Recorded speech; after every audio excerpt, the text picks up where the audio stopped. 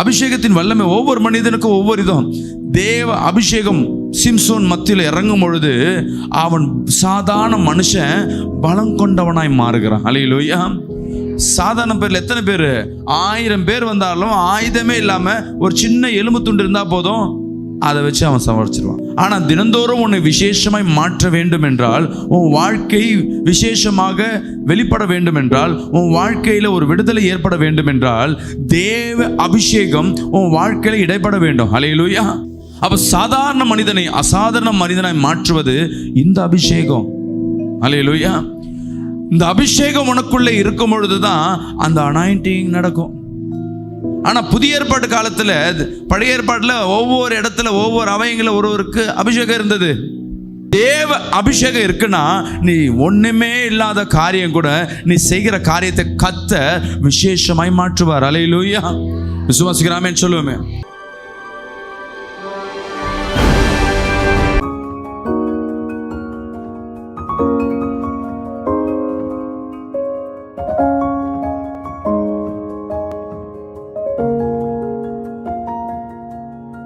கர்த்தர் உங்களை ஆசீர்வதிப்பார். எடுத்து படிப்போம்.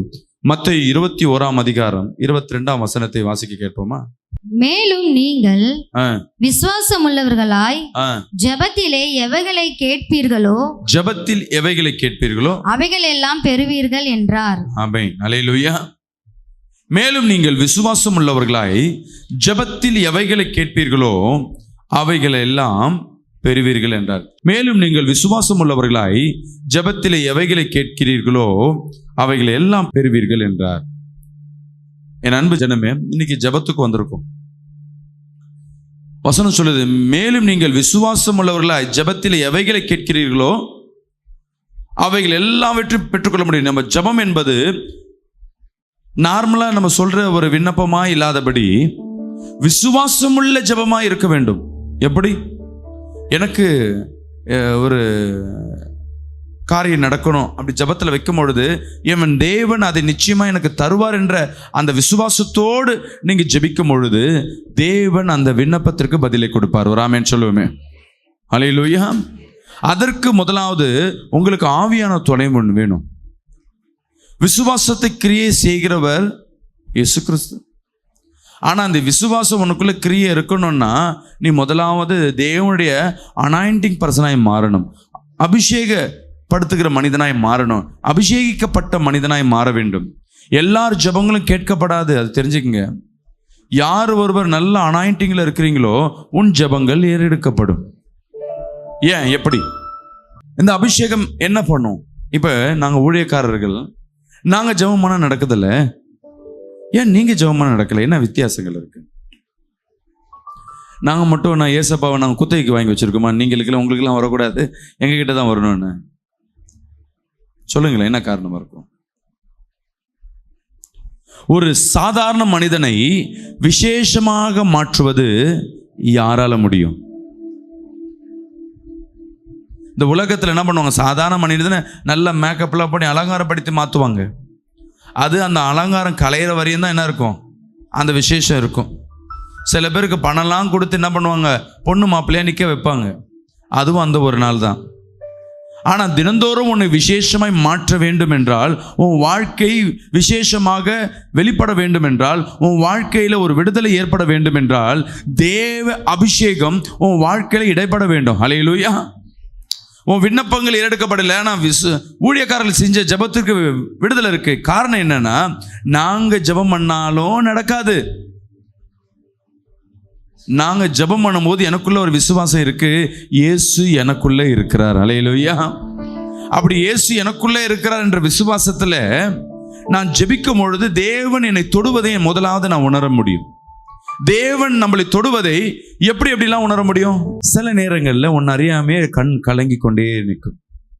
தேவ அபிஷேகம், அதுவும் விடுதலையாக்குகிற அபிஷேகம் அந்த இடத்துல உலாவுகிறதுனா உன் கண்கள் கலங்க ஆரம்பிச்சிடும். ஏதோ உன் இருதயம் குமுங்க ஆரம்பிக்கும். உன்னை அறியாமே உன் கண் கலங்கி கொண்டே இருக்கும். அல்லேலூயா. அது துக்கத்தினால அல்ல, தேவ அபிஷேகத்தினால ஏற்படுகிற கலக்கம். அது விசுவாசிக்கிறாமேன்னு சொல்லுவோமே. சத்தமா சொல்லுவோமே. அல்லேலூயா. விசுவாசிக்கிறாமேன்னு சொல்லுவோமே. அதான் தேவன் சொல்லுகிறார், உன்னை நிச்சயமாகவே உன் வாழ்க்கையில் ஒரு அதிசயத்தை செய்வேன். வேதத்துல சிம்சோன் என்ற ஒரு மனுஷன் இருந்தான்.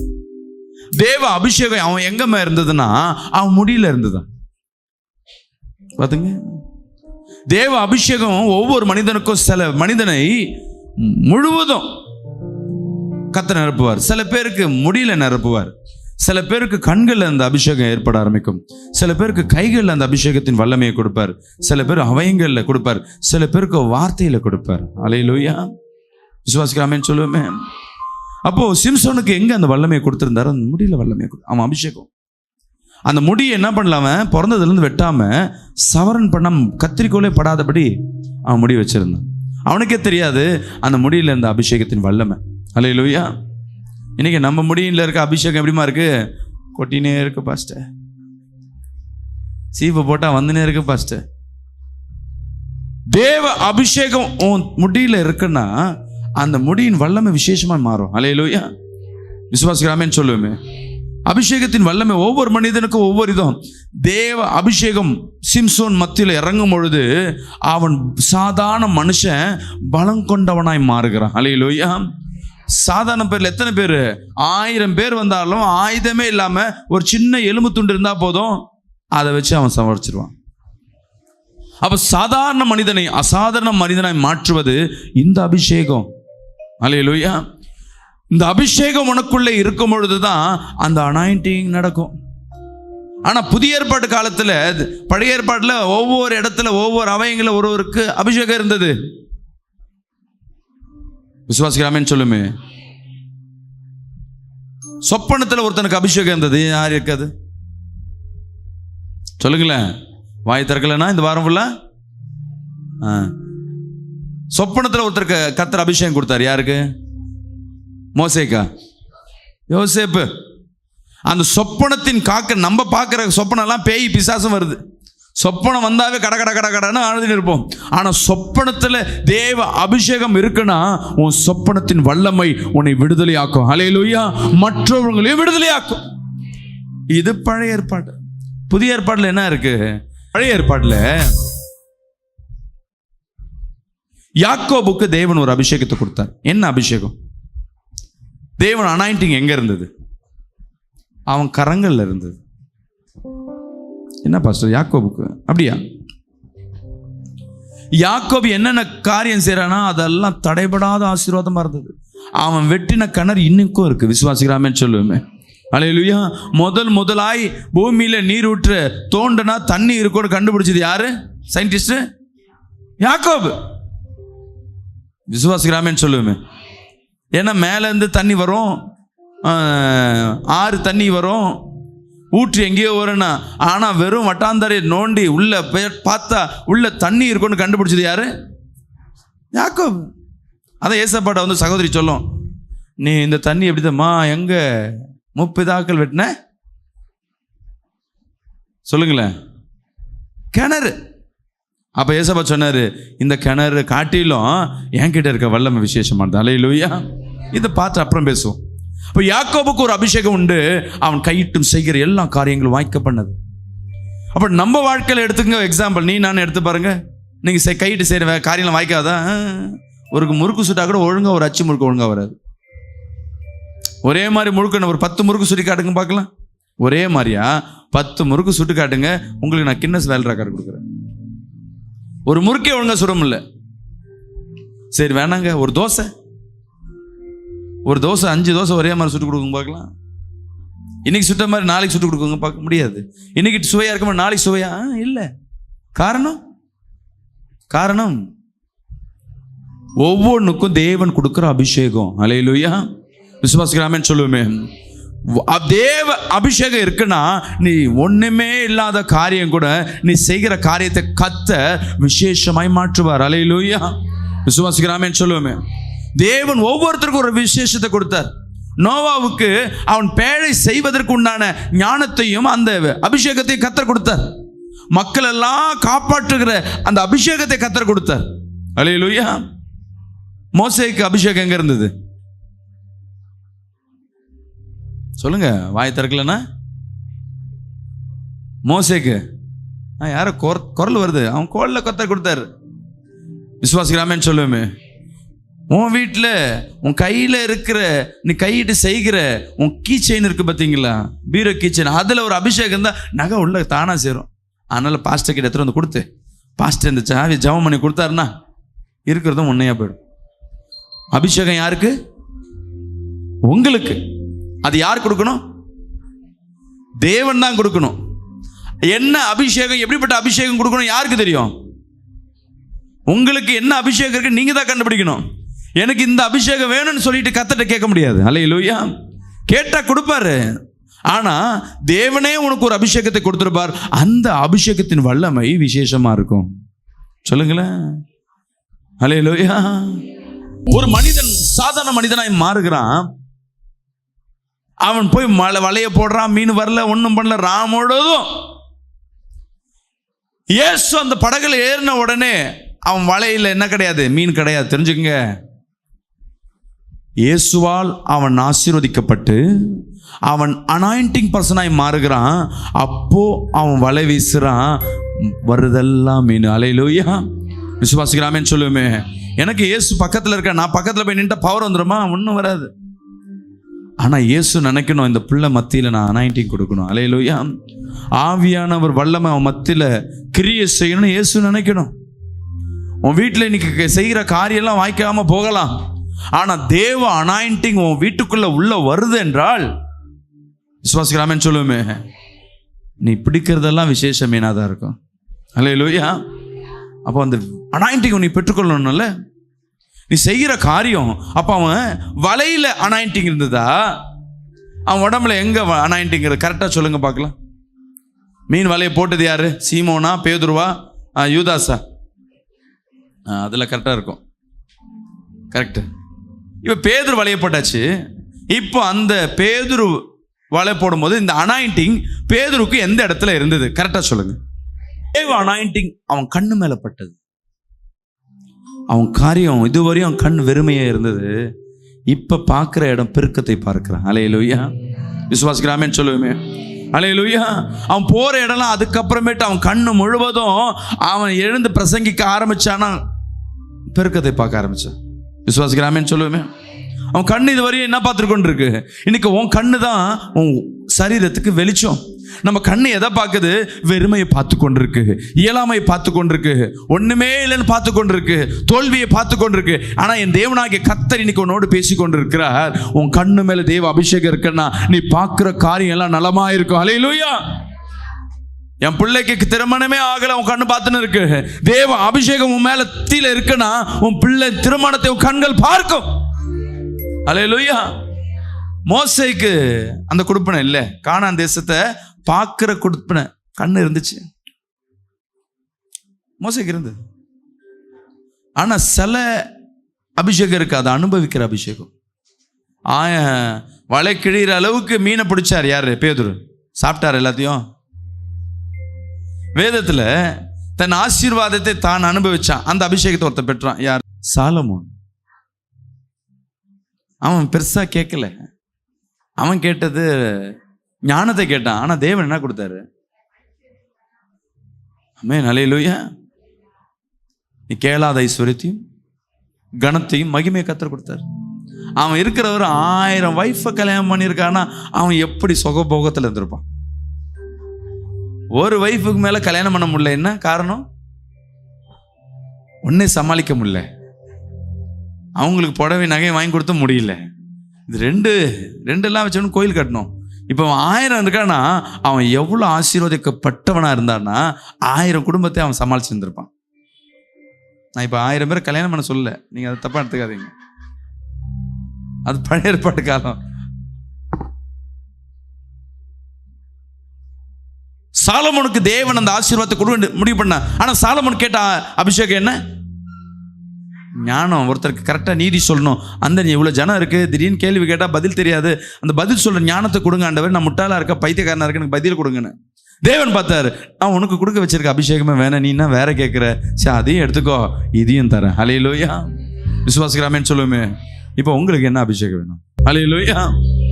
உன் கண்ணில் அபிஷேகம் இருக்குன்னா வெறுமையா இருக்கிறது கூட நீ பார்க்கும் பொழுது அது மலராக மாறி நிற்கும். விசுவாசிக்கிறாமேன்னு சொல்லுவோமே. உன் காலில் அபிஷேகம் இருக்குன்னா வட்டாந்தரையா இருக்குது, நீ மிதிக்கிறது சொந்தமாகும், அந்த இடத்துல வளர்ச்சியும் ஏற்பட ஆரம்பிக்கும். ஹல்லேலூயா. உன் சரீரத்துல அபிஷேகம் இருக்குன்னா உன் சரீரத்தின் அபிஷேகம் விசேஷமாய் மாறும். யாருக்கு சரீரத்துல அபிஷேகம் இருக்கு? பக்கத்துல பேசாதீங்க, இங்க சொல்லுங்க. வாயை திறந்து சொல்லனா இந்த வாரம் சாப்பாடு வயிற்றுல போகாது. சொல்லிட்டேன். ஏதாவது ஒன்று சொல்லிடுங்க. ஆமே நலையாவது சொல்லிடுங்க. ஆமே. இப்ப சொல்லுங்க, சரீரத்துல யாருக்கு அபிஷேகம் உண்டு? லாசரு. இயேசு கணக்கிலே எடுக்காதம்மா. வேதத்துல எவ்வளவு பேர் இருக்கிறாங்க. சரீரத்துல அபிஷேகம் யாருக்கு இருக்கு? மரித்து போன பிள்ளை மத்தியில அவர் படுத்து எழுந்தார். ஹல்லேலூயா. அதுதான் எங்க பண்ணாரு? இயேசு கிறிஸ்து அவர் ஜீவனா இருக்கும் பொழுது, அவர் அதிசயத்தை செய்யும் பொழுது, மரித்து போன ஒரு பிள்ளை மத்தியில் அவர் என்ன பண்ணாரு? மேல படுத்து எழுந்திருச்சார். விசுவாசிக்கிறாமேன்னு சொல்லுமே. உன் சரீரத்துல அபிஷேகம் இருக்குன்னா நீ தொடுற இடம் எல்லாம் வல்லமையா மாறும். விசுவாசிக்கிறாமேன்னு சொல்லுமே. ஹல்லேலூயா. விசுவாசிக்கிறாமேன்னு சொல்லுமே. அதெல்லாம் அபிஷேகத்தை பெற்றுக்கொள்ளுங்க, பெற்றுக்கொள்ளுங்க, பெற்றுக்கொள்ள சொல்றேன். இந்த அபிஷேகத்தை நான் என்ன பண்றது? ஹல்லேலூயா. நார்மலா இருக்கிறவங்களுக்கு உன்னை தொட்டா வல்லமை தெரியாது. பிசாசின் பிடியிலையும் இல்லை தேவ வல்லமையோடு இருக்கிறவங்களுக்கு உன்னை தொடும்பொழுது அந்த அபிஷேகம் அவங்களை டிராவல் பண்ணுவதை உணர முடியும். ஹல்லேலூயா. இயேசுவின் ஆடையில இருந்தது அபிஷேகம். இவங்க எல்லாம் சரீரம் அவன் ஆளுக்கு ஒண்ணு. ஆனா இயேசு ஆடையை தொட்ட அபிஷேகம், பார்வை பட்ட அபிஷேகம், வார்த்தை சொன்ன அபிஷேகம். விசுவாசிக்கிறாமே சொல்லுமே. இப்ப ஏதாவது அபிஷேகம் கேப் விட்டனமா? என்னென்ன அபிஷேகம் சொன்ன சொல்லுங்க பார்க்கலாம். கண்ணு, கையு, காலு, சரீரம், முடி. வார்த்தை யாருமா அபிஷேகத்துல வச்சிருந்தா? வார்த்தையில யார் இடத்துல அபிஷேகம் வச்சிருந்தார் கர்த்தர்? பழைய ஏற்பாடு நிறைய பேர்ட்ட வச்சிருந்தாரு. மோசே மட்டும் இல்லம்மா, யார் யார் தீர்க்கதரிசியா கர்த்தர் பயன்படுத்தினாரோ அவங்கவுங்க வாயை திறந்தாவே போதும், அது அப்படியே நடக்கும். ஹல்லேலூயா. ஆபிரகாம் ஒரு தீர்க்கதரிசி தான், தெரியுங்களா? நோவா ஒரு தீர்க்கதரிசி தான், தெரியுமா? எல்லாரும் ஒரு தீர்க்கதரிசி தான். தாவீது ஒரு தீர்க்கதரிசி தான், தெரியுமா? வாயை திறந்து எது சொன்ன நடக்கும். அந்த அபிஷேகம் இருக்கணும். விசுவாசிக்கிறாமேன்னு சொல்லுவேன். இன்னைக்கு கர்த்தர் யாரை கர்த்தர் ஜெபிக்கிறாங்க, முதல் அபிஷேகம் எங்க வெளிப்படும்னா உன் வாயிலிருந்து, வார்த்தையிலிருந்து. ஹல்லேலூயா. இதுதான் முதல் பேசிக்கே. உன் வாயிலிருந்து புறப்படுகிற வார்த்தையில அந்த அனாயிண்டிங் இருக்குன்னா அதுல ஒரு வல்லமை ஏற்படும். ஹல்லேலூயா. அந்த வல்லமை, அந்த வார்த்தை கிரியை செய்யும். ஏன்னா தேவன் வார்த்தையா இருக்கிறார். அந்த வார்த்தையை யார் யார் பிரயோஜனப்படுத்துறீங்களோ வல்லமை உண்டு. உன் முடியல அபிஷேகம் இருக்குன்னு நீ விசுவாசிக்கணும். கொட்டுதா முடி, கவலைப்படாத. ஆண்டவரே இந்த முடியை அபிஷேகப்படுத்து. நீ எதுக்கு அபிஷேகப்படுத்த சொல்லுவ? முடி கொட்டாம நிக்கணும்னு. இந்த முடி அபிஷேகமா இருக்கணும். என் முடி யார் மேல படுதோ அவங்க விடுதலை ஆகணும்னு நீ ஜெபம் பண்ணி பாரு. சொட்ட மண்டி அதனால ஒரு முடி பட்டாலும் அங்க அற்புதம் நடக்கும். ஹல்லேலூயா. எல்லாம் போறாங்களே இந்த அந்தோனியார் கோயிலுக்கு. அவர் யார்? அவரு கடவுளா? என்ன மாதிரி அந்த காலத்துல இருந்த ஒரு போதகர், பேய் பிசாசை ஓட்டுகிற ஒரு போதகர். அவருக்கு இன்னைக்கு சிலையை வச்சுட்டு இயேசுக்கு விரோதம் என்ன பண்றது? அவங்களுக்கு ஈக்குவலா அந்த அந்தோனியாரை போய் கும்பிடுறாங்க. அவரோட கெட்டப் என்ன? நிறைய பேர் அந்தோனியார் கோயிலுக்கு போறாங்க. அந்தோனியார் கட்டிங்னு ஒன்று இருக்கு, தெரியுங்களா?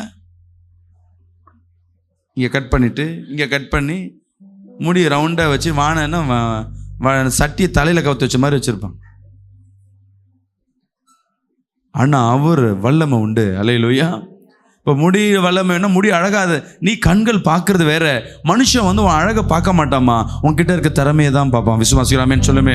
உன்கிட்ட இருக்க வல்லமை தான் பார்ப்பான். கோடீஸ்வரன்லாம் பாருங்க, எவனா ஸ்மார்ட்டா இருக்கிறான், தொப்பையும் தொந்தையும் தான் சுத்தி நிற்பான். நிறைய பேரை பாருங்க,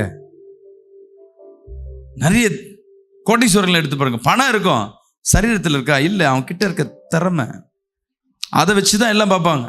ஹல்லேலூயா. விசேஷமா இருக்க போதகர் யார் யார் சொல்லுங்க? நம்ம டிஜே தினகரன் ஸ்டைலாக இருந்தாரா? முடியெல்லாம் நிறைய இருந்ததுங்களா? இல்லை ஆள் பாடி நல்லா இருந்தாரா? தலை இல்லை, நடக்க முடியல. இப்படி தான் வல்லமை வெளிப்படுகிற இடத்துல எல்லாம் பாடி எப்படி இருக்காது? விசேஷமா தெரியாது.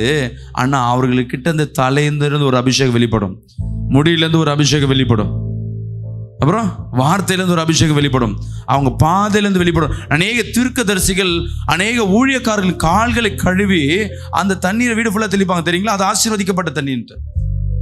ஹல்லேலூயா. விசுவாசிக்கிறாமேன்னு சொல்லுவேமே. அப்போ கர்த்தர் ஊழியக்காரர்கள் இது பண்ணுவாரா, உங்களையும் இது பண்ணுவாரா? பழைய ஏற்பாட்டில் ஆவியானவர் ஒருவராக இருந்தார், அவர் ஒருத்தர் மத்தியில் தான் அசைவாடி கொண்டிருந்தார்.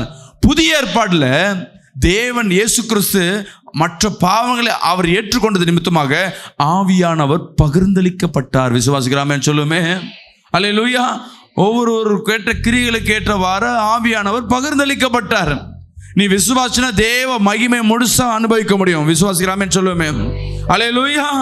இயேசுக்கு அப்புறமேட்டு சீஷர்கள் முழுமையாக அபிஷேக பெற்ற மனிதராக உலாவினாங்க. அல்லேலூயா. நிழல்பட்டு வியாதியஸ்தர் குணமானாங்க. விசுவாசிக்கிறாமேன்னு சொல்லுவேன். எப்படி? நிழல்பட்டு. நிழல்ல ஒரு அபிஷேகம் இருக்கு என் அன்பு சகோதரி சகோதரிய. உன் காலடி மண்ணை எடுத்து சூனியம் பண்றவங்க மத்தியில் தெரியும், உன் காலடி மண்ணை எடுத்து அந்த சூனியம் காரம் வாழ்க்கையே போயிடும். ஏன்னா உன் காலில் அவ்வளோ பெரிய அபிஷேகம். அதை கத்த சொல்றாரு, நீ நல்லா அபிஷேகம் பண்ணு, நல்லா அனாயிண்டிங் ஆகு, நல்ல ஃபயர் ஆகு. ஒருத்தனை ஒன்று தொட முடியாது. செய்வனை பண்றானா அவன் உனக்கு விரோதமாக எழும்புறான் நினச்சிக்க, அவன் உன்கிட்ட அவன் சரண்டர் ஆயிடுவான். ஐயா நீங்க என்ன பண்றீங்க, ஏது பண்றீங்க? அல்லேலூயா. இன்னைக்கு நம்ம பண்ற ஜெபங்கள் எதுவும் ஏறெடுக்காதபடி, உபவாசம் ஏறெடுக்காதபடி என்ன பண்றோம்? விசுவாசம் இல்லாதபடி. விசுவாசம் எதுக்குள்ள இருக்கணும்? உனக்குள்ள ஆவியானவர் கிரியை செய்ய ஆரம்பிக்கணும். ஆமென் சொல்லுவோமே.